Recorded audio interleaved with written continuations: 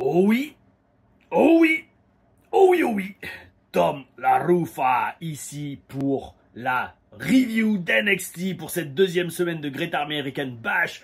Oh oui, I'm on fire, je suis en feu, enflammé. J'ai le temps, c'est les vacances. Et j'étais aussi très curieux de continuer à regarder le produit NXT après l'agréable surprise de la semaine dernière. Et comme vous avez été plusieurs à me demander est-ce que tu vas faire la review d'NXT cette semaine, allez, c'est parti, j'ai le temps, j'ai 3h30, 4 heures à tuer. C'est parti, on le fait. Et donc, autant vous le dire tout de suite, cette semaine, j'ai été quand même moins agréablement surpris que la semaine dernière. On va voir ça en détail avec donc NXT du 6 août 2024 qui commence direct avec un singles match entre Pete Dunne et Trick Williams. Alors, bon, Pete Dunne, vous commencez à connaître mon avis sur lui maintenant. Je suis vraiment pas impressionné par l'individu. Il a un très bon catch. Ça, on l'a vu dans ce match, justement. Alors, en fait, voilà, c'est ça. Pete Dunne, c'est le genre de gars, il faut le laisser catcher pour qu'il brille. Sinon, en promo, sinon en intervention, sinon en segment backstage, il n'y a pas grand-chose. Ne serait-ce que pour plusieurs raisons, déjà. Sa taille, son manque de physique et personnellement, sa gueule, elle me revient pas, en fait. Alors attention, c'est une bonne chose, il a vraiment une gueule de heel, mais je vous le redis, pour moi un catcheur c'est un mec qui dans la rue, soit vous tournez la tête, soit vous avez peur de lui. Et puis Dunne, je sais pas, je ressens pas ça de lui. D'ailleurs, là il a eu donc un match entier contre Trick Williams, c'est un match qui devait faire un bon au moins 10-12 minutes. Alors déjà, faut que tu m'expliques c'est quoi ta tenue d'entrée. Tu te prends pour un viking, qu'est-ce qui se passe? C'est genre, t'as ton manteau en fourrure, alors... C'est ça aussi que je m'efforce à dire quand j'entraîne des jeunes. Il faut que tout dans votre catch, et dans votre catch ça veut aussi dire dans votre entrée, soit aligné sur la même fréquence. Là, Pete Dunne, déjà c'est le bruiserweight. J'ai même été jusqu'à chercher la définition anglaise de bruiser. Bruiser, ça veut dire armoire à glace. Ça veut dire un gros balèze. Pete Dunne, désolé de te le dire, mais t'as rien d'un gros balèze. Donc pourquoi tu penses au nom Bruiserweight? Déjà pour moi c'est un premier, j'arrive pas à connecter. Deuxièmement, t'arrives, je sais pas, t'es habillé en viking avec un manteau en fourrure. Pareil, le rapport avec ton personnage. Si t'es censé être un hooligan anglais des rues de je sais plus de quelle ville il t'annonce, habille-toi comme ça, je sais pas. Enfin, vous savez, il y a plein de petits trucs comme ça qui me font déconnecter d'un catcheur. Et donc avec Pete Dunne, direct c'était cette mauvaise vibe. Et après le truc, vous savez, l'être humain il est très compliqué dans sa façon de fonctionner, notamment son esprit. Et quand vous avez une mauvaise expérience, deux mauvaises expériences, trois mauvaises expériences avec une personne ou avec un lieu ou avec un événement, et ben votre cerveau commence à être formaté à ne voir que le négatif dans cette personne et de pas trop voir le positif. Et j'essaye toujours de lutter contre ça, surtout en catch. Surtout en catch. Et donc là, avec Pete Dunne, direct, je partais sur une mauvaise vibe. L'entrée, enfin la tenue d'entrée space, le truc, même le truc de son surnom Bruiserweight, mauvaise vibe. Mais suite au match, là, donc je peux vous le dire, gros match avec Trick Williams. Donc, déjà, Trick Williams, gros compliment pour toi, mec. Grosse connexion avec la foule, t'as un bon look, t'as un physique, déjà, ça c'est bien. La foule, ils se mettent à chanter ta catchphrase dans ton entrée, ça prouve que le mec, il a rien à faire, il connecte avec la foule. Bel esprit. Très bon gars d'ailleurs aussi. Pour info, c'est bon, je partage parce que au moins vous voyez un peu moi comment je raisonne aussi et comment les gens sont. Quand j'étais allé voir le live event à Orlando dans les backstage pour voir Robbie Brookside et Norman Smiley, Trick Williams avait été un des premiers à venir me dire bonjour. Je l'avais dit je crois dans une autre review, mais comme j'étais là avec les coachs à rigoler avec Norman, avec Robbie, à leur faire des hugs, oh mec comment ça va et tout. En fait c'est ça, les petits jeunes genre Trick Williams, il y avait aussi Carmelo Hayes, etc. Lola Vice aussi. Ils voient ça et sûrement ils ne voient pas qui je suis ou ils me reconnaissent pas parce qu'il y en a un ou deux qui m'avaient reconnu de Sylvester Lefort, mais très peu. Et les autres qui voient ça mais qui ont la mentalité catch, ils se disent oula, ce mec-là il a l'air d'avoir un certain âge déjà, il n'a pas l'air d'avoir 20-25 ans et il s'entend super bien avec les coachs, ça doit être quelqu'un. Ça doit être quelqu'un dans le business, entre guillemets, c'est peut-être un ancien, une ancienne légende de la WWE ou un truc comme ça, ce qui n'est pas du tout le cas, pas du tout. Mais c'est comme ça qu'un vrai catcheur pense. Moi, si je vois aux États-Unis ou même en France, un mec que je connais pas, mais qui vient et qui fait un hug à à un promoteur ou à un mec que je respecte dans le business, je viens quand même me présenter. Parce que j'imagine que ça doit être, surtout s'il est autorisé à venir dans les vestiaires, ça doit être un mec qui a fait partie du business. Et donc je vais me présenter et je vais lui serrer la main. Et je n'oublierai jamais que Trick Williams, il est venu. De lui-même, il est venu se présenter. Hey, I'm Trick, nice to meet you, sir. Bel esprit. Ça montre que le mec, il a conscience du code, des codes dans un vestiaire de catch. Et ça, pareil, c'est très important. Hein. Et beaucoup de fans ne l'ont pas, d'ailleurs. Bon, après, c'est pas grave, c'est des fans, justement. Mais justement, ça, on en parlera à la fin. Bon, bref, d'abord, on continue avec la review d'NXT. Donc, ça va, un match très solide, avec une très bonne intensité. Pete Dunne gagne.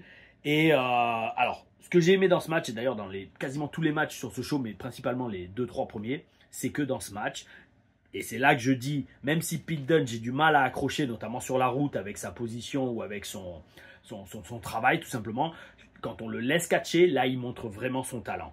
Et là, dans ce match, il a bossé le bras de Trick Williams de façon magnifique. C'était technique, c'était propre, c'était vicieux, ce qui est exactement ce que j'attends d'un mec comme Pete Dunne. Un mec vicieux, un vicelard, un peu, une sorte de rat ou de hyène qui attaque par derrière et qui fait des trucs, il tord les doigts, il mord, enfin il fait ce genre de trucs. Mais donc frérot, t'appelles pas le bruiserweight parce que t'arrêtes un bruiser en fait. T'es pas du tout un bruiser Brody par exemple, qui est le mec qui faisait 2,05 m pour 140 kg. C'est ça le truc. Et donc là aussi, magnifique travail du bras, mais c'est un truc technique. Le mec il travaille techniquement sur le bras, il fait des prises de soumission, donc pourquoi tu t'appelles le cogneur en fait? Parce que bruiser ça veut dire cogneur un peu. Vous voyez, c'est tout ce genre de trucs qui sont pas, qui ont pas de sens, qui me font des fois dire ça pourrait être mieux. Alors après, je redis, attention, gros match, respect aux deux catcheurs pour ce gros match. Pareil, Trick Williams, énormément de respect, mec, c'est une future star, ça c'est clair et net. Alors c'est une future star s'il arrive à, alors j'allais dire c'est hardcore ce que je veux dire, s'il arrive à vraiment trouver son identité propre. Parce qu'en fait, pour faire simple, des blacks charismatiques sur la route avec des physiques, il y en a déjà pas mal. Si tu deviens juste un autre black charismatique sur la route avec des catchphrases, mec, il va falloir plus pour vraiment que tu aies le top spot dans la compagnie. Et c'est comme ça pour plein de choses. De toute façon, c'est pas juste comme ça pour les blacks, c'est comme ça pour les blancs, les jeunes. Il n'y en a pas beaucoup des asiatiques, hein, je crois, en ce moment, la WWE des mecs. C'est que je réfléchisse. Oui, il y a Nakamura, mais il n'y est plus. Ben voilà, bon, ça pour dire, Trick Williams peut avoir un très très bel avenir, mais il va vraiment falloir qu'il trouve son propre truc. Et donc ça c'était le premier match. Bon, on commence bien avec un match solide, travail du bras. Pete Dunne, je le redis, grand catcheur, mais son niveau personnage et niveau identité, il y a encore pas mal de trucs à faire. J'en reviens limite à me dire si en fait, entre guillemets, Vince n'avait pas raison d'en avoir fait le petit botch. Le mec était habillé genre, ouais, comme un hooligan des rues. J'ai pas vu à l'époque, je regardais pas le produit. Mais peut-être à l'époque, si j'avais regardé, j'aurais plus accroché. Je sais pas. Dites-le moi dans les commentaires. Si vous préfériez Pete Dunne en tant que botch, qui avait vraiment une identité propre, d'après ce que j'ai compris dans le groupe avec Sheamus et Ridge Holland, je crois, c'est son nom. Ou alors maintenant Pete Dunne, où il le laisse être Pete Dunne, mais je connecte pas. Il y a quelque chose qui manque. Deuxième match. Ou alors un gros match. NXT Women's North American title match entre Kelani Jordan et Tatum Paxley. Waouh! Alors, bon, déjà petit commentaire. Écoute, Tatum Paxley, alors j'ai pas regardé ta Wikipédia. Je sais pas si tu as déjà fait du catch. Je pense que oui, vu ton niveau. Tu as l'air d'être une très bonne gymnaste également. Tu as une condition physique de fou. De toute façon, les deux ont une condition physique de fou. Là, c'est bon. Ce match est une énième preuve que les meufs à NXT sont énormes et meilleures que certaines meufs sur la route. Ce match était vraiment top. Et alors, oui, j'allais dire pour rigoler. Bon, Tatum, c'est bon, on a compris que t'es souple. Parce que pour ceux qui ont regardé le show, en fait, 5 fois dans son entrée, elle fait le bridge et elle se met sur le dos. En fait, c'est bon. Moi, quand j'ai vu ça, c'est bon. Je l'ai vu une fois, je l'ai vu 2 fois. C'est bon, meuf, on a compris que t'es souple. C'était pour la petite blague. Mais bon, c'est bien, ça rentre dans son perso. Donc, j'ai marqué grosse condition athlétique des deux femmes, avec 2 points d'exclamation. Bravo. Franchement, vous êtes des athlètes, vous êtes jolis, vous avez des beaux corps. Hein, parce que par beau corps, ça veut dire qu'on voit que vous faites du sport, on voit que vous allez à la salle, on voit que vous n'êtes pas trop enrobé. Ça, on y reviendra pour le champion Ethan Page. Et franchement, bel esprit. Alors, j'ai marqué Tatum a quelque chose. Avec du travail sur son perso, ça serait vraiment pas mal. C'est ça. En fait, là, c'est vrai qu'on voit quand même NXT et le développement, c'est qu'on sent qu'il y a quelque chose. Et on sent qu'il peut y avoir quelque chose de très bien avec Tatum Paxley. Et il faut qu'elle se trouve mieux, il faut qu'elle se développe son perso. Mais franchement, il y a une très bonne base sur laquelle bosser. Et Là, ça par contre, je vous l'annonce les amis. Quand le film Beetlejuice 2 va sortir, vous allez voir énormément de catcheuses qui vont surfer sur cette vibe. Elles vont se mettre des tenues à la Beetlejuice, etc. Pourquoi? Parce qu'ils l'ont fait pour Harley Quinn à l'époque. Ils l'ont fait pour 2 ou 3 autres films comme ça, que quand ça mousse, ils sont à fond là-dedans. Et par contre, donc, t'as Tom Paxley, je la vois totalement dans un personnage un peu comme ça. Tu vois. Elle va se mettre peut-être vêtements à rayures, elle va se faire déjà le maquillage. Non, franchement, j'ai été très surpris, je la connaissais pas du tout. Et là aussi, c'est ça, c'est pour ça que la semaine dernière, j'étais étonné. Là aussi, je regarde. Et même Caroline Jordan est énorme, Elle n'a pas vraiment de perso, c'est une babyface générique, mais son catch est super, avec les saltos arrière, les trucs comme ça, donc c'est pas essentiel les saltos arrière, mais quand c'est associé à de magnifiques prises de lutte, des tombées, des prises bien faites, bel esprit. Et donc je mets magnifique match tout en majuscule, et là, comme je disais, deuxième match, autant dans le premier match ils ont bossé le bras, deuxième match qu'est-ce qu'ils font? Ils bossent la jambe. Et c'est vendu tout au long du match. Et franchement, ça, bel esprit. Alors je le redis, c'est peut-être des consignes de travail que leur donnent les coachs du Performance Center. Genre, hé les gars, ce soir, les gars ou les meufs, ce soir, dans chaque match, on bosse une partie différente du corps. Ça, ils nous le faisaient des fois à NXT sur les live events. Genre, il y avait 8 matchs, et dans chaque match, il fallait bosser une partie différente du corps. Alors nous, en équipe avec Marcus, ouais, on bossait peut-être le bras, ouais, peut-être. Après, il faut bosser une partie du corps aussi qui est facile à bosser dans le sens que ça ne va pas limiter le gars. Parce que si vous bossez bien la jambe, notamment dans ce match, techniquement, le gars, il n'est pas censé faire une réaction et à se monter sur la troisième corde et tout ça. Si vraiment il a la jambe complètement défoncée. Mais bon, ça, comme on dit, ça reste du catch, ça reste du spectacle, il faut savoir s'adapter. Mais dans un monde parfait, si vous bossez la jambe et vous la bossez bien, il ne peut plus marcher après le match. Et donc nous avec Marcus, ouais, moi j'aimais bien bosser le cou en fait, parce que c'est pratique. En fait n'importe quelle prise, même une corde à linge, c'est le cou en fait. Il prend une chute, le mec il se tient le cou, il a mal au cou. Alors oui, c'était un peu de la paresse peut-être, mais là aussi c'est logique. Parce que je sais plus on avait quoi comme finish avec Marcus. Est-ce qu'on avait au moins un finish? À Impact, on voulait le double chokeslam. Voilà, c'est facile à faire, on pouvait le faire à tout le monde. Et voilà, et ça c'est très important aussi d'avoir un finish que tu peux faire à tout le monde. Et Tampage, je vais arriver, tu t'es pris des cartons toi ce soir. Et même si tu es champion NXT, bah les steaks, hein, parce que là j'ai vraiment regardé ton match et j'ai vu beaucoup de lacunes dans ce que tu fais. Tout ça pour dire. Ouais, donc nous on avait le double choke slam et donc oui, donc on bossait le coup parce que c'était bien bosser le coup. C'est facile de toujours revenir sur le coup, neck breaker, des coups dans le cou, leg drop, même descendre du coude si on la met un peu haute, ça peut être le coup. Non, franchement, j'aimais beaucoup et j'aime toujours beaucoup bosser le coup. C'est une partie du corps qui vous donne énormément de possibilités, contrairement aux jambes, contrairement aux bras et qu'est-ce qu'il y a d'autre? Il y a le bras, le cou, il y a le dos aussi qui va, les côtes, l'abdomen.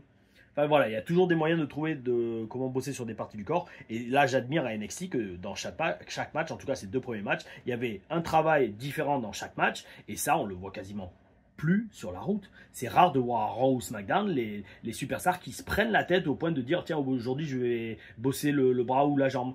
Et là, je pense vraiment pas que c'est sur la route, on leur dise le faites pas. Non, je pense que dans un sens, c'est une sorte de paresse professionnelle qui est de plutôt que de se prendre la tête à bosser sur une partie du corps et rentrer dans une histoire qu'on raconte et une psychologie spécifique, quand même limitante par rapport à ce qu'on veut faire, les mecs ils se prennent pas la tête et ils se disent ah vas-y on va faire du catch, on va faire nos prises et voilà. Et bon, moi je vous dis des fois je plaide coupable, hein, c'est ce que je fais aussi, hein, j'évite de me trop me prendre la tête, mais je le redis, dans un monde professionnellement parfait, qui est un monde auquel j'aspire 3/4 du temps, ou 2/3 du temps peut-être, sur en fait il faut pas penser comme ça, il faut se dire, il faut se lancer des challenges personnels à chaque fois. Après ce superbe match féminin qui encore une fois me fait dire que Sonya Deville n'a rien à foutre sur la route. WWE NXT title match, Ethan Page. Ethan Page. Ethanol, non, ça ne passera pas. Ethan. Est-ce qu'il y a une traduction française d'Ethan? À voir. Non, c'est pas Eric. Et Étienne. Étienne Page. Voilà, on l'a trouvé. Oh oui, oh oui. Étienne Page contre Oro Mensah. Alors, beaucoup à dire sur ce match. Beaucoup à dire tout en majuscule. Déjà, primo, Oro Mensah a fait tout le boulot. Facile. Il a fait tout le boulot dans le match. Il a fait la vente. Il a fait les prix spectaculaires. Il a fait les plongeons. Franchement, il a fait les 3/4 du match.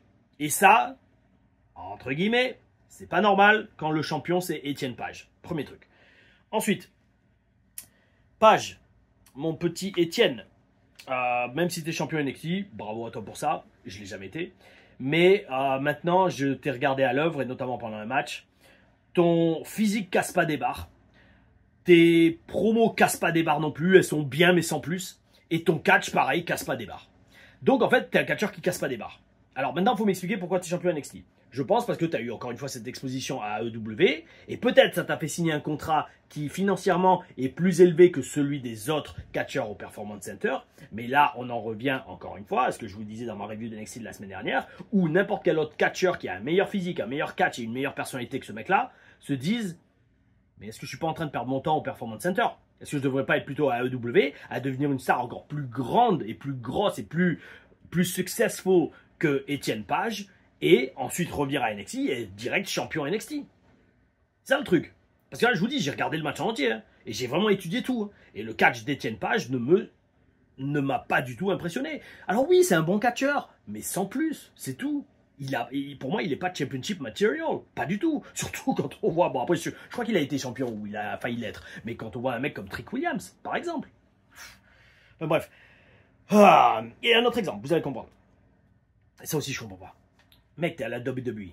Alors, explique-moi pourquoi ton finish, qui est le Razor's Edge, ou le Ego's Edge, tu le mets en place, tu le set up, comme on dit en anglais, avec le finish de Sheamus. Le mec, il fait un bro kick, boum, et après il enchaîne donc Razor's Edge. Alors, s'il fait tout le temps ça, mais pour moi, si t'es à la WWE, mec, c'est un carton jaune, parce que, en fait, t'es en train de littéralement déféquer sur le finish d'une des plus grosses stars du main roster, Sheamus. Tu utilises son finish, le bro kick, pour mettre en place le tien.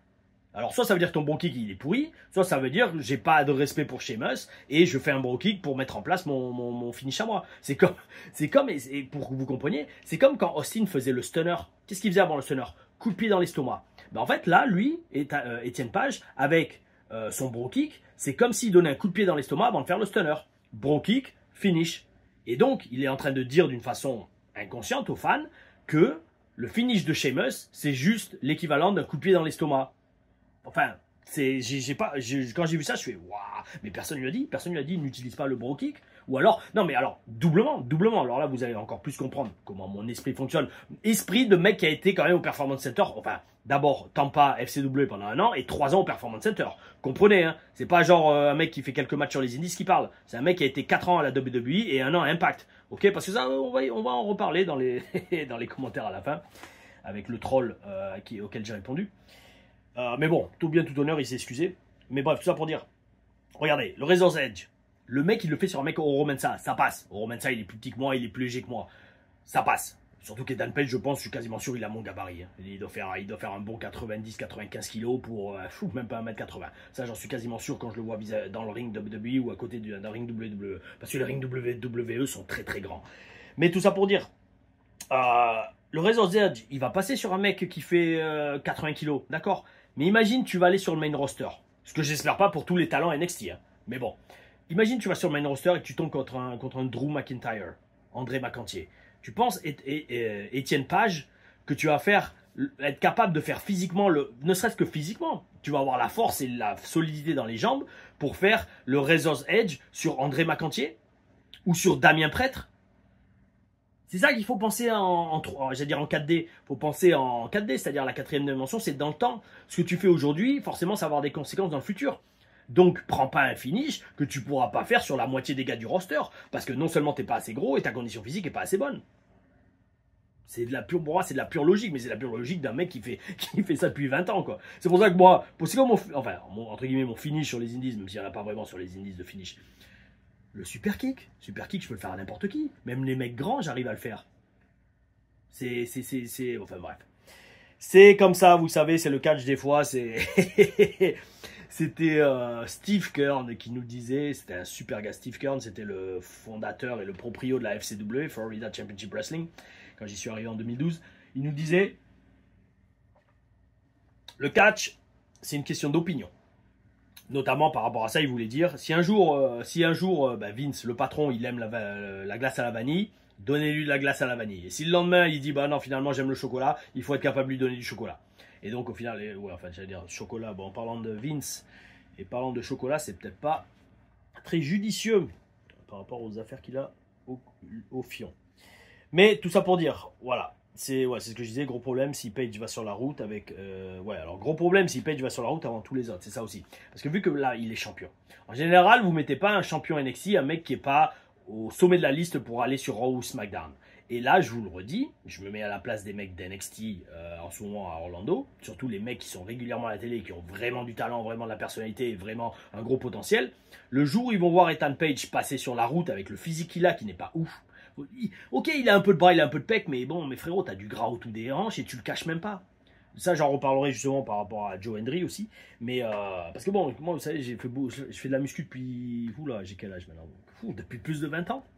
Et je suis passé par tous les stades. Hein. J'ai été veineux au point d'avoir les veines sur les abdos et sur les cuisses. J'ai été à 103 kilos où là j'étais vraiment une barrique, mais j'avais toujours des épaules et des pecs. Allez sur YouTube, cherchez mon match au Pakistan, vous allez voir là j'étais à 103 kilos. Alors oui, j'étais très épais, très loin d'avoir les abdos et volontairement. Hein. C'est pas genre j'avais des soucis de santé ou de dépression et j'ai pris du poids. Non, c'est moi je voulais être le plus lourd possible. Alors je mangeais vraiment du riz. Et j'étais monté à 103 kilos. Et après, je suis redescendu, j'étais super sec. Enfin voilà, je peux ouvrir ma gueule parce que je suis passé par tous ces stades. Et j'en ai les preuves, non pas que j'ai rien à prouver, mais au moins, moi, quand je joue ma gueule, je peux le dire. Bah, tiens, regarde, là, j'avais les abdos. Tiens, là, regarde, je faisais 103 kilos. Là, etc. Et même à 103 kilos, j'arrivais toujours à faire des dropkicks et des trucs comme ça. Donc, et alors, encore plus, bien sûr, quand je faisais 78-80 kilos avec les veines sur les abdos, où je faisais des springboards et des saltos arrière, où j'atterrissais sur les jambes depuis la 3e corde. Tout ça pour dire. Tout ça est disponible sur YouTube. Tout ça pour dire, voilà, si j'ouvre ma gueule comparé au physique d'Ethan Page, c'est que je peux me le permettre parce que dans ma carrière, j'ai eu des physiques qui étaient 10 fois meilleurs que ce que lui présente en tant que champion NXT. Et c'est ça le problème. Le problème, c'est que donc, si ce mec-là va sur la route avant tout le monde, bah en fait, ça va démoraliser les mecs qui sont performance center. Et c'est aussi un des boulots des coachs, et ça je le comprends. C'est pour ça que les coachs, j'ai beaucoup de respect pour eux, mais les pauvres, essayez de consoler ou de faire comprendre à des Trick Williams qui sont pas encore sur la route ou je sais pas qui ça pourrait être, même au Roman ça dans un sens, parce que je redis, il a fait tout le boulot dans ce match, leur dire écoute Ethan Page va aller à Raw ou SmackDown, ton moment arrive, sois patient, ça va arriver. Mais le mec dans sa tête il fait oui non mais tu me dis ça mais je suis meilleur que lui et je gagne moins que lui, qu'est-ce qui se passe, tu m'expliques? Enfin, allez, Etienne Page, au moins vous n'êtes pas blessé, content pour vous, c'était quand même un bon match. En grande partie grâce à Oro Mensah, qui est suisse d'ailleurs, il est suisse. Il y a beaucoup d'étrangers, oui, il y a beaucoup d'étrangers à NXT, ça fait plaisir à voir. C'est un show très international. S'ensuit un singles match, pareil que je voulais voir, avec 2 autres étrangers encore. Entre Joe Coffey, accompagné par Mark Coffey et Wolfgang, et contre Joe Hendry. Alors, ils ont un style de poids lourd. Le match était bien. Pas exceptionnel, mais il était bien. Un style de poids lourd assez lent avec des prises simples.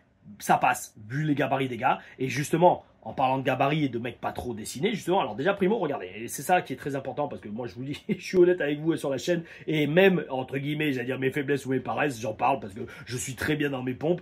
Et tout ce que je fais a une raison, d'accord? Prenez le physique de Joe Coffey, qui est assez enrobé, mais le mec, il a des pecs et des bras, et c'est une barrique, le mec. Et qu'est-ce qu'il fait? Vu qu'il n'a pas trop d'abdos, il a un slip qui monte assez haut, au-dessus du nombril. Et ça, bon ça je pense que certains l'ont compris, peut-être vous ne l'avez pas encore compris, c'est la meilleure des astuces pour cacher justement qu'on a ce qu'on appelle les poignées d'amour, du gras sur les hanches. Ça, c'est un truc que j'avais compris dès le début. J'avais compris à l'époque avec Rey Mysterio à la WCW, qui était, même s'il était in shape, il avait toujours la graisse qui était pincée sur les hanches, et je trouvais ça bizarre. Je me suis dit, tiens, c'est bizarre qu'il ait du gras sur les hanches alors qu'il est caisse en haut, c'est bizarre. Et ça m'avait marqué, même en tant qu'adolescent. Et après, d'un autre côté, j'avais remarqué que d'autres, comme Tatanka par exemple, ou qui avait d'autres? Tatanka, les Luchadors faisaient énormément ça. Ils avaient des pantalons qui montaient très haut, genre au-dessus du nombril. Et ça, en fait, quand tu as un pantalon ou un slip comme ça, William Regal aussi, et bien en fait, ça te couvre les poignées d'amour. Et donc, c'est en fait, et c'est d'ailleurs, donc, petit conseil, enfin, pas conseil, mais instant, entre guillemets, confession. Si vous regardez ma tenue de Spartiate, elle monte très haut, au-dessus du nombril. Pourquoi? Parce qu'en ce moment, j'ai pas envie, pour plein de raisons différentes, d'avoir les abdos, comme je les avais à l'époque quand j'avais 25-30 ans. Pourquoi? Parce que déjà, primo, je préfère être beaucoup plus massif. Là, je suis à 95, presque 100 kilos. Le corps encaisse mieux les chocs. En plus, maintenant, j'ai 40 ans. Donc, si c'est pour avoir le physique que j'avais à 25 ans, c'est pas pareil. c'est pas pareil, le corps est pas pareil, tout, il répond différemment. Déjà, ne serait-ce que la solidité, je vous redis, hein, quand vous êtes un peu enrobé, entre guillemets, vous encaissez mieux les chutes et les chocs. Donc après, le cardio, par contre, il faut le bosser 2 fois plus. Et donc tout ça pour dire, ouais, en ce moment je suis beaucoup mieux à 95 kg et c'est un choix personnel, parce que bon, j'ai quand même des bras, j'ai quand même des épaules, j'ai quand même des pecs, hein, et tout ça pour dire, vous me regardez en spartiate, ma tenue monte très haut, donc au-dessus du nombril, et c'est pourquoi? C'est pour cacher le fait que comme je suis pas dessiné, comme j'ai pas la peau sur les muscles, et ben j'ai quand même du gras sur les hanches, et ça, c'est professionnellement, jamais vous me verrez torse nu, ou en tenue de catch avec les poignées d'amour qui dépassent. Ça, jamais de la vie. Pour moi, c'est pas professionnel, c'est un sacrilège, c'est un blasphème.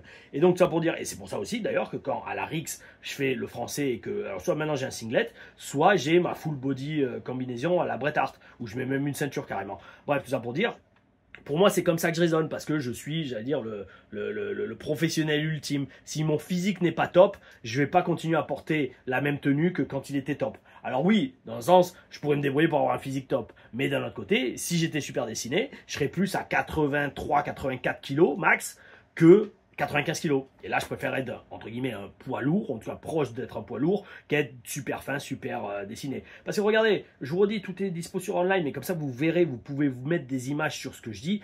Prenez les shows Rix, que je dise pas de bêtises, les shows Rix de 2022. En 2022, donc il y a 2 ans, j'étais ultra dessiné. J'avais les abdos, même à Bodyzone Wrestling à l'époque, j'étais un truc de ouf. Là, et je me souviens, on avait fait un match en équipe, Aigle et Archer contre moi et Antoine Bernard.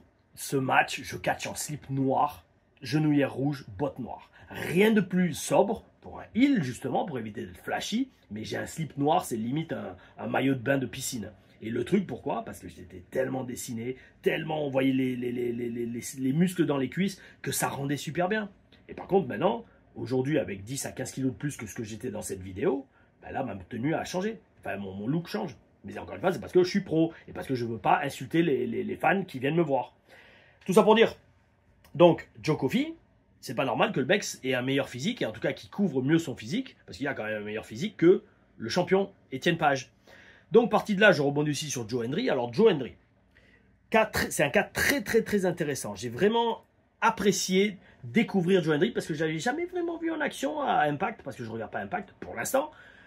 Dites-moi si vous voulez que je fasse une review un jour d'Impact aussi, ça m'intéresserait. Ben, en fait, oui, très fortement, parce qu'en plus, à Impact, j'ai beaucoup de potes qui y sont, ou qui ont été, notamment Lens, qui est producteur. Et tout ça pour dire, je l'ai regardé avec beaucoup d'attention, Joe Hendry, et c'est un cas très intéressant. Alors, je vous explique. Énorme connexion avec la foule. Truc de ouf. Truc de ouf. Il a très bien construit sa carrière, d'abord sur les réseaux sociaux. Il a quelque chose. Il connecte. Il a le charisme, il a ce hit factor. No problème. Maintenant, physiquement, il a ce truc. Alors, peut-être je m'attache aux détails et peut-être que le fan lambda le voit pas. Mais il n'y a pas que des fans lambda dans la foule. Il y a aussi des mecs qui font du sport, il y a des mecs qui font de la muscu. Et Joe Hendry, frérot, mec, perds 5 kilos. Et tu n'auras plus ce gras sur les hanches qui dépasse de ton biker shorts. Moi, ça me déconnecte. Dès que je vois ça, je fais c'est pas pro, ça fait pas athlète. Alors oui, c'est sûr, des fois en MMA ou en boxe, vous avez des mecs qui ressemblent à rien, comme comment il s'appelle, Tyson Fury, et qui te mettent des KO qui sont champions du monde. D'accord, mais quand même, le catch, ça reste un business cosmétique, il faut un look. Et alors, soit trouve une tenue, mets un singlet, mais je sais pas, quelque chose, mais ou alors perds-le. Tu fais pendant 2 semaines, tous les jours, du Stairmaster pendant une demi-heure, tout le monde peut le faire, enfin tout le monde d'athlétique, notamment un catcheur. Et tu te fais gaffe à ta diète, en 2 semaines, tu as perdu ce gras. Je te le dis direct, moi je l'ai déjà fait. Hein. Donc si je l'ai fait moi, quelqu'un d'autre peut le faire. Hein. Donc ça pour dire, Joe Hendry, voilà, il y a ce truc de tenue. Et alors, un minimum, il manque un minimum d'intensité dans son catch. Je m'explique. Ses coups de poing sont bizarres. Ses coups de poing sont, entre guillemets, un peu faiblards. Et ça, pourquoi, je pense? C'est parce qu'il n'a pas encore passé beaucoup de temps au Performance Center à s'entraîner avec des coachs comme Terry Taylor ou Shawn Michaels. Parce que je me souviens, par exemple, bon, moi, j'ai fait que quelques classes, que dans des entraînements, j'ai dû en faire peut-être une demi-douzaine avec Terry Taylor. Mais Terry Taylor, c'est le coach enfin, c'était à mon époque le coach des mecs qui étaient à la télé. Et donc, avec eux, ils bossaient vraiment sur des trucs très pointilleux, notamment les coups de poing. Et ils disaient, vous ne serez jamais un grand catcheur à la WWE si vous n'avez pas des bons coups de poing. Et donc, ils bossaient sur les coups de poing, les coups de poing, les coups de poing, les coups de poing. Et Joe Hendry, je vois dans ses coups de poing qu'en fait, c'est un mec, entre guillemets, qui vient de l'indie et qui a jamais vraiment bossé sur ses coups de poing. Et à cause de ça, je pense qu'ils vont lui faire la réflexion. D'ailleurs, regardez les interviews de The Rock. Regardez les interviews de The Rock, il dit, après son premier match ou deuxième match à la WWE, un des premiers feedbacks qu'il a eu de Pat Patterson, c'est quoi? Eh petit, t'as quelque chose, mais par contre tes coups de poing ils sont pourris. Les coups de poing c'est ultra important à la WWE. S'ils sont pas crédibles, s'ils sont pas bien faits, il va falloir bosser dessus. Ou alors vous n'irez pas au top du main event. Et ça je l'ai vu avec Alberto Del Rio d'ailleurs. Quand j'avais catché contre lui à Béziers, le mec il avait des coups de poing de ouf. Et quand il m'a dit donne tes coups de poing, je fais oh, allez balance tes coups de poing. Et Dieu merci, les coups de poing rendaient super bien en vidéo. Parce qu'en plus, c'est un truc, justement, même moi, je les ai jamais vraiment bossés. Et maintenant, ça m'a fait réfléchir. Je suis waouh, faut vraiment que je bosse mes coups de poing. Et maintenant, mes coups de poing ressemblent à quelque chose. Ah, ça, à Nice ou peut-être dans toutes les villes, le premier mercredi de chaque mois, il y a, comment ils appellent ça? C'est le système d'alerte. Ils font un test. Donc, vous en faites pas, on n'est pas encore attaqué. Hein. J'espère. Donc Joe Hendry, super connexion avec la foule, donc ça, alors, et donc cette connexion, ça compense le physique qui n'est pas un physique magnifique dans tous les sens du terme, et son petit manque d'intensité, mais énorme connexion avec la foule, donc franchement, bel esprit, victoire de Joe Hendry, je pense qu'on va le revoir, parce que c'est un mec commercial, c'est-à-dire genre, lui vous pouvez vendre des t-shirts, vous pouvez vendre des petites guitares, vous pouvez vendre plein de trucs de lui, et il a une gueule, et au micro ça va, il gère, donc c'est, j'allais dire, c'est l'archétype du mec que la WWE va aimer, donc bel esprit. Bel esprit de Joe Hendry, bon boulot. Alors, probablement le match que je voulais voir avec le plus d'intérêt, c'est le match suivant entre Ren Sinclair, une meuf, et Kendall Gray. Kendall Gray, elle m'a fait flasher l'autre fois, par son style de catch, bien sûr, bon, même si elle est très mignonne, attention. Et après quelques recherches, donc après être allé voir son Instagram, j'ai vu que c'était une ancienne lutteuse, ce qui justifie totalement, en fait, le fait que j'ai beaucoup aimé son style. Et donc, en regardant ce match, bon, déjà, primo, je vous le dirais que c'est ma catcheuse préférée. À NXT, oh, remarque, Roxanne, elle est pas mal. Alors, Roxanne est très forte, elle est mignonne aussi. Lola Vice, ça, je pense que no comment. Hein, je veux dire, c'est probablement, ça va être une énorme star, Lola Vice. Et elle a plein de choses énormes chez elle. Notamment son intensité. Qu'est-ce que vous pensiez? Vous pensiez que je faisais allusion à quoi? À son postérieur. Bref. Et Kendall Gray, elle est facilement dans mon top 3 NXT maintenant. Pourquoi? Alors là, le truc qui me fait halluciner, c'est qu'ils disent ça fait moins d'1 an qu'elle est au Performance Center. Et dans le ring, c'est une naturelle. Et donc, en regardant ce match, bon, non seulement, je vous l'aurais dit, c'est une de mes nouvelles favorites, même si elle perd le match, peu importe. Et en fait, j'ai compris. Vous savez, c'est ce que je vous disais hier dans la review de Raw. Quand je regarde du catch, alors que ce soit en coach ou à la télé, j'analyse vraiment tout ce que je vois. Et mon cerveau est très analytique. Et en regardant Kendall, j'ai compris pourquoi un mec ou une meuf qui fait de la lutte avant de faire du catch, et qui en fait sérieusement, comme moi j'en ai fait, il va toujours avoir une longueur d'avance sur tous les autres dans le business, qui commencent à zéro. Pourquoi? En fait, quand on est habitué à faire de la lutte, on a les instincts naturels d'aller au combat et d'aller au contact physique de l'adversaire. Ça veut dire qu'en fait, dans des moments du match où il va y avoir des moments d'hésitation, on n'aura jamais peur d'aller de l'avant. Parce qu'on sait toujours que quand on arrive vers le gars, hop, je prends un bras, je passe pas derrière, je te prends la jambe, je te fais un double jambe et on reprend où on en était. Et ça, je l'ai vu tout de suite avec Kendall Gray. La meuf, ça fait moins d'1 an qu'elle est au Performance Center. Elle était beaucoup plus sûre d'elle dans le ring que son adversaire, Ren Sinclair, qui a l'air d'avoir un peu plus d'ancienneté à NXT. Et par contre, je vous le redis, vous mettez Kendall Gray contre Sonya Deville dans un match, mais Kendall Gray obscurcit totalement Sonya Deville, dans le sens que Sonya Deville, elle sera perdue la moitié du match. Kendall Gray, elle aura les instincts. Elle sera là, elle enchaînera. Si elle est perdue, la meuf, ok, je te prends le bras, je te fais Fireman Scary, je te reprends avec une clé de bras.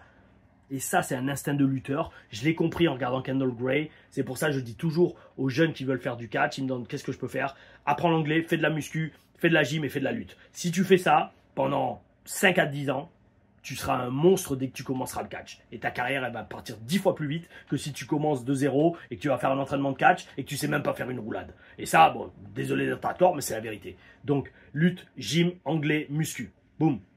Si vous faites ça, vous mettez tous les atouts dans votre poche pour commencer votre apprentissage du catch de la meilleure, et je dis bien la meilleure des façons possibles. Moi, la gym, je m'y suis mis trop tard. La gym, j'en ai fait un an et demi en 2010. Donc, ça m'a permis de sortir des saltos arrière de la 3e corde où j'atterrissais sur les pieds. Ça avait vraiment amélioré mes sauts de tête et mes sauts carpés. Alors oui, je faisais vraiment des sauts carpés à la Shawn Michaels.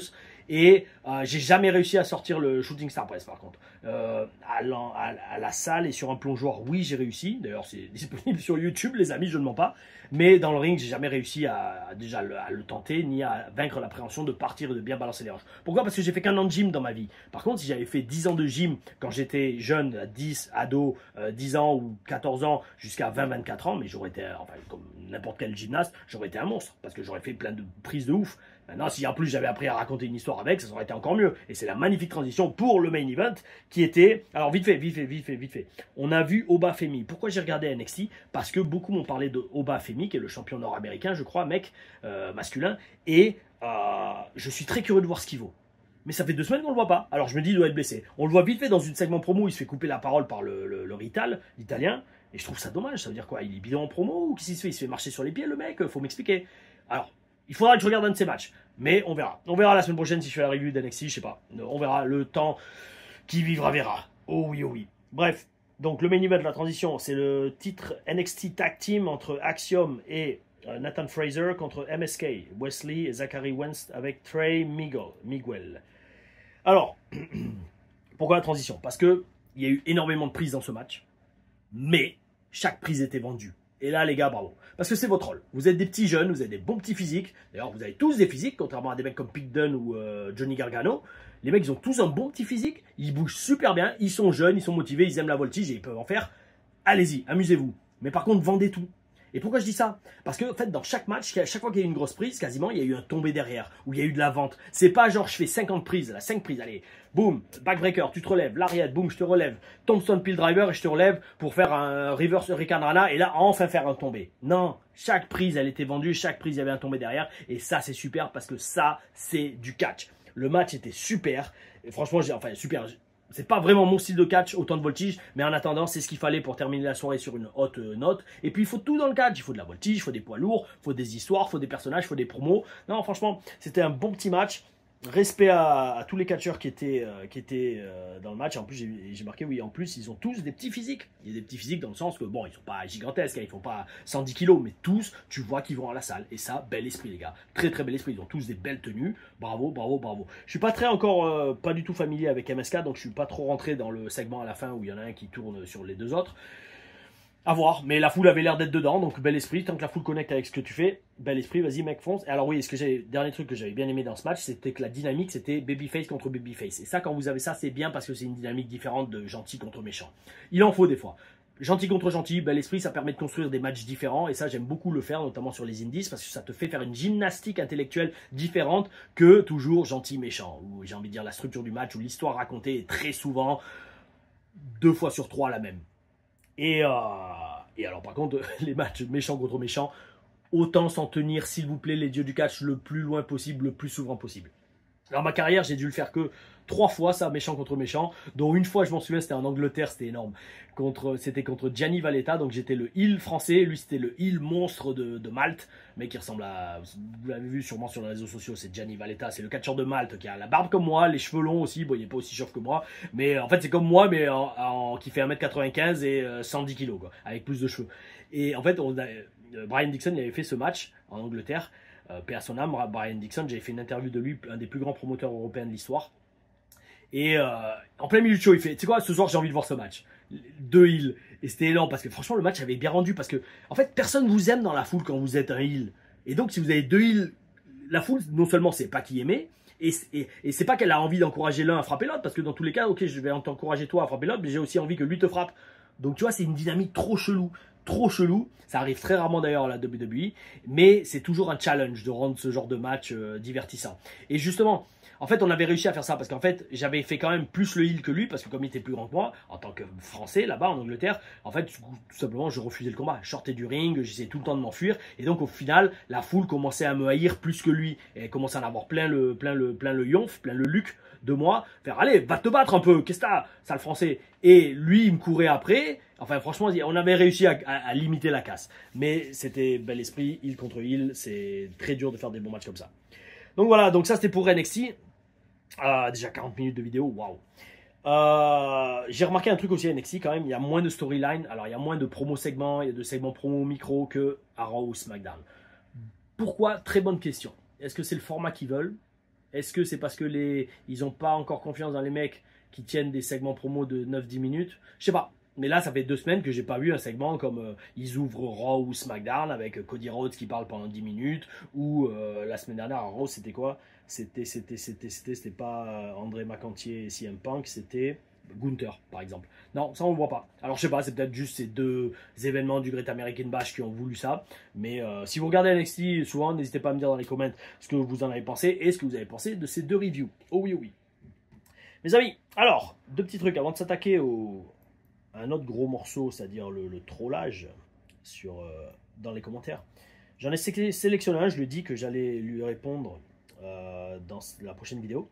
Alors, c'est Gwenaël Sourdrille 1531 qui me dit en commentaire à la vidéo d'hier, la review de Raw, qui a un gros succès, donc merci à vous, comme d'hab, merci à vous pour vos retours, merci pour tout, parce que franchement la chaîne Bel Esprit, elle marche bien, et c'est vrai, là maintenant c'est vraiment en train de devenir une partie intégrante de ma carrière, point barre. Je vous le dis, et on va l'emmener très très loin. Donc n'hésitez pas, partagez, parlez-en autour de vous, parlez-en aussi dans les communautés fans de catch où vous êtes. Parce qu'en fait le truc c'est comme ça que ça se répand le mot. Les compteurs montent au fur et à mesure, Bel Esprit, mais j'allais dire, il faut que ça se répande maintenant dans la communauté catch. Que les gens comprennent, wow, hey, il y a ce mec-là qui était à NXT avant, il Impact et tout, ça fait 20 ans qu'il catch, c'est un Français, j'allais dire pur souche, dans le sens que le mec il est né en France, il a grandi en France comme nous tous, et il a dû partir à l'étranger pour apprendre le catch, et il est revenu en France et tout, et là il catch partout en France, et il fait ses reviews des shows américains, et franchement on entend des trucs, on apprend des trucs qu'on trouve nulle part ailleurs. Allez voir ses vidéos. Répondez le message mes amis, oh oui, Bel Esprit, merci d'avance. Et donc, Gwenaël me dit, merci pour le travail réalisé. Petite question pour le meilleur expert. Bon, merci à toi pour ce compliment, mais c'est un peu vrai. En tout cas sur YouTube, et le YouTube français. J'ai entendu Dexter Lumis demander, après son saut sur les Creed Brothers, s'ils allaient bien. Est-ce une pratique systématique chez certains catcheurs ou existe-t-il d'autres moyens de communication? Mec, très très bonne question. Je pense mec, hein, Gwenaël, EL comme ça. Si c'était E2LE, ça serait meuf peut-être. Bref, désolé si je me trompe. Tout ça pour dire, excellente question, parce que en effet, moi aussi j'ai entendu. Et je ne l'ai pas dit dans la review, mais je vous promets, quand je l'ai entendu, ma réaction ça a été oh, dommage. Parce qu'en fait le match était tellement bon, les Wyatt Six ils étaient tellement à fond dans tout ce qu'ils faisaient, que ce moment où il plonge et là t'entends Lumis il fait You okay? Are you okay? Dommage. Mais alors là, déjà pour te répondre à la question, est-ce que c'est une pratique systématique? Quasiment. C'est un réflexe. Parce que comprenez, en catch, on n'est pas là pour se blesser, on est là pour faire le meilleur show possible, en tout cas à la télé. Les live events, c'est différent, et encore plus le catch indie, c'est différent. Parce qu'il y en a, ils sont vraiment dans le business pour eux-mêmes, comme on dit. Mais quand on est à ce niveau-là à WWE, on ne veut pas que les autres se blessent. Parce que, bon, en fait, c'est tout qui part en match, surtout en live et surtout le match. Parce que si le mec se blesse en plein milieu de match, surtout le main event de Raw, et gravement, il faut arrêter le match, et donc c'est pourri, tout est foutu. Donc ça pour dire, c'est un réflexe en fait. Si on fait un truc dangereux, et mec, ça va. Juste comme ça. Et le mec fait ouais c'est bon ça va. Alors voilà. Donc le seul problème c'est que quand la caméra l'entend, soit vous avez parlé trop fort, soit le problème aussi, et ça je me pose souvent la question, pourquoi ils coupent pas les micros des caméras ringside? Comme ça les mecs peuvent parler, entre guillemets, communiquer plus facilement, et surtout les arbitres aussi. Mais tu vois par exemple les arbitres on les entend jamais. On les entend très rarement communiquer. Et crois-moi un arbitre te parle tout le temps dans le ring WWE. Donc je sais pas ce qui s'est passé pour qu'on l'entende aussi clairement. Je sais pas. Et moi, comme toi, j'ai trouvé ça, oh, quel dommage, tout était si bon jusque-là. Après, ça n'a pas foutu le match en l'air, pas du tout. Mais il y a tout, c'est toujours un de ces moments qui vous retire un moment hors du match. C'est très dommage. Mais bon, en attendant, ça restait un super match. Dexter Lumis a grave assuré. Et voilà. Alors, et après, deuxième partie de ta question, est-ce qu'il existe d'autres moyens de communication? Il y en a. Mais ça, on les expose quand j'entraîne des jeunes, comme je vais avoir ce stage d'entraînement dans moins de 2 semaines maintenant à la Brawl Spirit Federation, une semaine de catch entier avec Tom LaRufa. Toutes les informations sont disponibles sur mes réseaux sociaux, Facebook notamment et Instagram. Oh oui. Allez, on va terminer avec Zizou Alpha 1234. Pourquoi? Parce que Zizou Alpha 1234, il y a quelques jours, m'a lâché un commentaire de merde, ou de MERDE, pardon, je ne vais pas dire de gros mots, et ce commentaire ne m'a pas plu pour plein de raisons. Et je vais tout vous lire, parce que moi, vous savez, sur la chaîne, je suis honnête, et je suis honnête à 100%. Je veux dire, quand il y a quelque chose, autant être sincère. Parce qu'une des raisons pour laquelle j'ai fait la chaîne aussi, c'est quoi? C'est pas juste pour montrer mon savoir et me la péter, pas du tout. Je vous le dis sincèrement, c'est si je peux changer votre façon de voir le business à travers mes yeux d'expert, et ben parfait, c'est gagné. Et quand je dis changer votre vision, c'est comment vous regardez les choses, comment vous les vivez, mais aussi comment vous réagissez et vous interagissez aussi, oui ça, interact en anglais, vous interagissez, vous communiquez, peu importe, avec des catcheurs et notamment sur Internet. Parce que le gros problème d'Internet et des réseaux sociaux, c'est que ça donne la possibilité aux gens d'ouvrir leur gueule sans conséquences. Et croyez-moi, il y a toujours des conséquences. Dans le sens que, déjà, primo, bon ça je veux pas... Non, ça veut dire ça ne me regarde pas, mais quand vous ouvrez votre gueule trop sur les réseaux et de façon trop personnelle, il y a toujours des conséquences juridiques à ça. Déjà, primo, sachez-le, pas pour moi, mais pour des gens que je connais. Et deuxièmement, donc c'est Mike Tyson qui disait « Internet, ça a rendu trop les gens confortables à ouvrir leur gueule sans avoir peur de se prendre un coup de poing dans la gueule. » Mon cher Zizou Alpha, t'en fais pas, j'ai pas envie de te mettre un coup de poing dans la gueule, pas du tout. Mais par contre, quand tu me dis, par exemple dans ton premier message, je vais le lire. Alors, tu me dis, tu mérites tellement que j'écrive un pavé sérieux, je suis à 32 minutes 30 et tu m'as déjà gonflé. J'aimerais bien, moi, t'y voir là-bas, voir si tu gérerais aussi bien, que... En fait, tu mets même pas de ponctuation, frérot, tu m'expliques? C'est quoi? C'est déjà, tu sais parler, tu sais écrire français. La plupart des mecs ou des meufs que je sélectionne les commentaires, ils font l'effort de mettre la ponctuation. Donc déjà, primo, essaye d'écrire français, s'il te plaît. Et essaye d'écrire convenablement. Parce que tu vois, je suis obligé de faire des posts pour essayer de donner vie à ton texte. Mais le truc, c'est un pavé sans ponctuation. Donc, je reprends ton premier message. Alors, tu mérites tellement que j'écrive un pavé sérieux. Je suis à 32 minutes 30. Tu m'as déjà gonflé. J'aimerais bien, moi... t'y voir là-bas, voir si tu gérais aussi bien que eux. Si tu n'as pas été promu dans le main roster, c'est pas pour rien mon gars. Tu pètes vraiment plus haut que ton huc. Ça me sidère ce genre de comportement, surtout quand on utilise des onomatopées pour commencer une promo, aucun le rapport. Bref, je vais continuer à écouter tes arguments, mais je suis plié de rire à critiquer alors que tu ferais même pas le quart de ce qu'ils font. Donc, mon petit Zizou, alors c'est ce que je disais. En réponse, j'ai répondu « Ah, voilà, ça manquait un bon troll. Merci pour ton commentaire.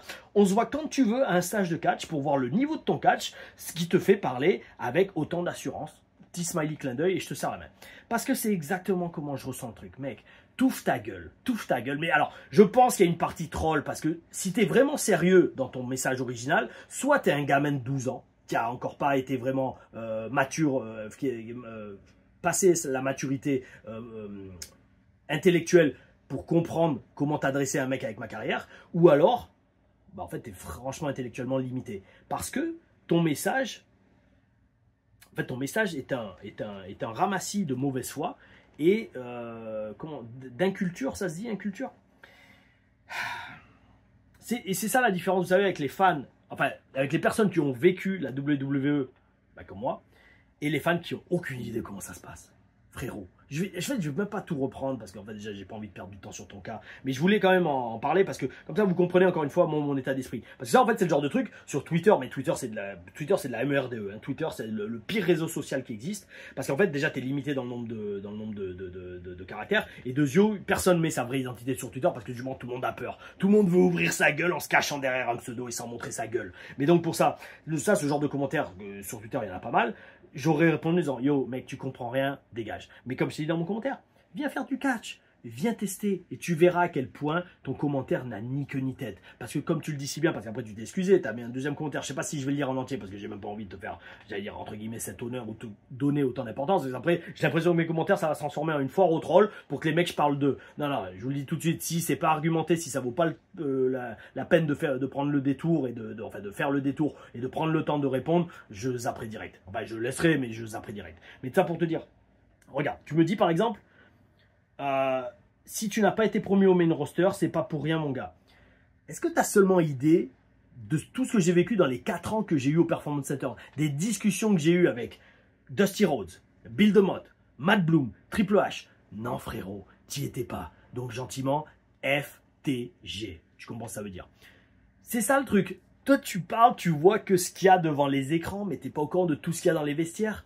Et c'est ça, vous savez, c'est pour ça que je dis, voilà, un mec comme Dave Meltzer, là, pouah, je lui crache dessus. Parce que ce mec-là, il est pas dans les vestiaires. Il y a que des oui-dire. Le mec, il se prend pour un expert. Frérot, t'as jamais été dans un vestiaire WWE à parler avec des officiels, comme je l'ai fait des dizaines de fois avec Dusty Rhodes, comme je l'ai fait une bonne demi-douzaine de fois avec Triple H, comme je l'ai fait des dizaines, voire pas des centaines, mais des dizaines de fois avec la plupart des coachs du Performance Center qui sont des légendes du business.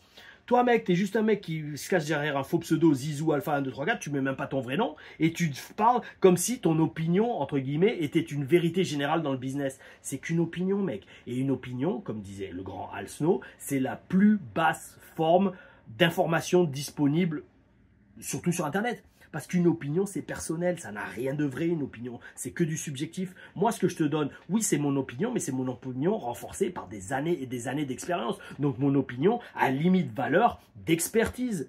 C'est ça aussi qu'il faut comprendre. Donc, tu vois, regarde, je vais reprendre un autre exemple. Tac. Alors, je suis plié de rire à critiquer alors que tu ne ferais pas le quart de ce qu'ils font. Mais là aussi, tu comprends rien. Tu comprends rien. Une Sonia Deville, elle est à la télé, mais je suis 10 fois meilleur qu'elle, ne serait-ce sur un live event devant 50 personnes. Tu vois, en fait, ce message est tellement naze, en fait. D'ailleurs, je ne sais même pas pourquoi j'en parle. Mais non, mais j'en parle en fait pour que vous compreniez pourquoi, à une époque, et même encore aujourd'hui, il y a des fans qui se disent « Ouais, Tom Larufa, il ouvre trop sa gueule, machin truc. » Oui, non, mais j'ouvre ma gueule parce que justement, en fait, chaque fois, j'ai des arguments pour contrer. Bon, bref. Et là, donc, comme je t'ai répondu et que j'ai mentionné les trolls, notamment toi, dans des récentes vidéos, tu me dis hier, ah, heureusement que tu as dit que tu avais répondu à un message troll. Je t'explique, c'est pas du troll simplement ça. Voilà, toujours, il n'y a pas de ponctuation. Je t'explique, c'est pas du troll. Simplement, ça m'énerve que tu critiques les personnes qui catchent 365 jours par an, sans compter les part-timers, et qui sont à un niveau extrême pour la plupart. Oui, il y a des botches et des mecs qui font mal leur collier de tête. Et alors, sérieux, en quoi ça déconnecte? Tu n'arrêtes pas de le dire, c'est un spectacle qui met en scène un sport de combat pour raconter une histoire. Je vois pas ce qu'un collier de tête mal serré enlève au spectacle. Ah, tu vas me dire du réalisme. Désolé, mais quand tu vois des conneries de R-Truth, je vois pas où est le réalisme là-dedans, Tom.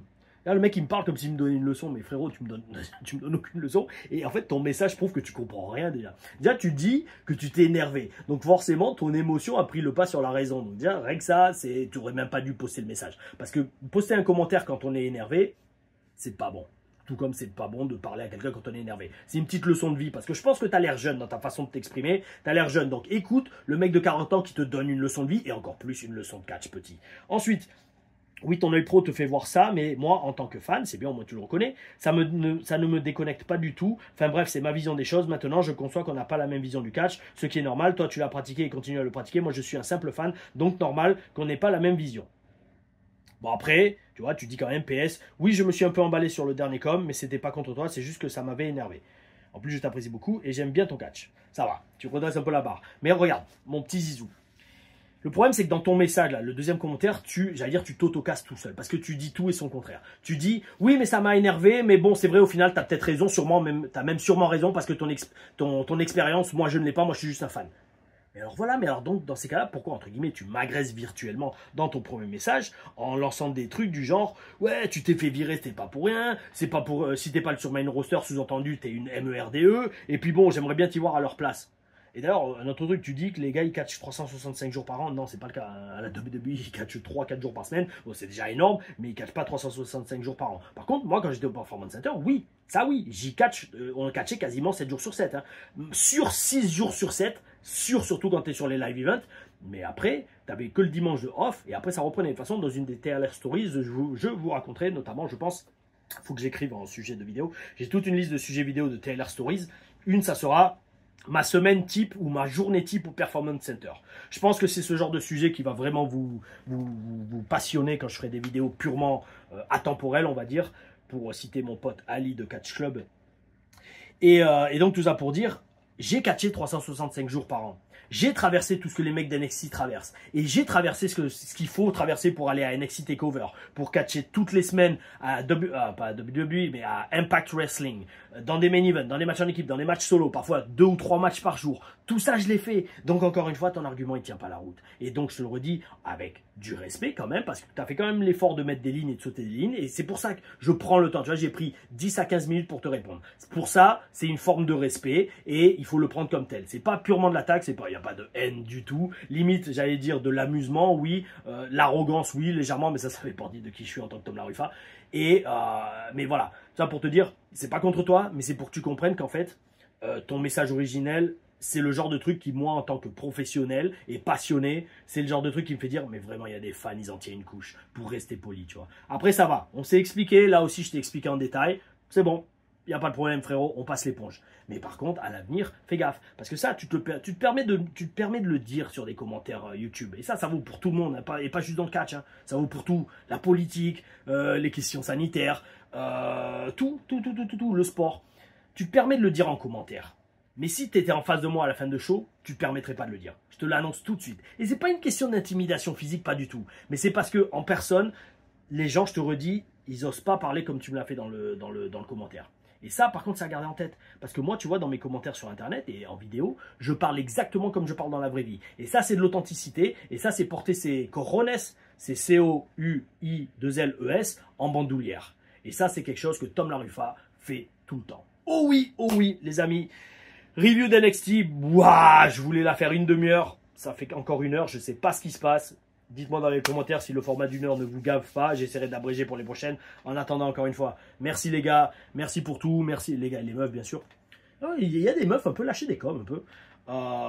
Merci pour tout, franchement c'est top. Ça me fait plaisir de faire ça, de partager mon expérience et ça me donne une raison de re-regarder le produit, donc tout le monde est gagnant, j'ai envie de dire. Oh oui, prochaine vidéo, sûrement jeudi soir. Si tout se passe bien, pour la vidéo TPW Premium avec aux commentaires Guillaume Lepers et Tom Laruffa. Et quand je dis jeudi, donc c'est déjà demain. Aouh, bel esprit. Merci à tous. Lâchez des coms, abonnez-vous, suivez, mettez la cloche. Oh oui. Maintenant, on va se mettre un peu à la peinture. Aouh.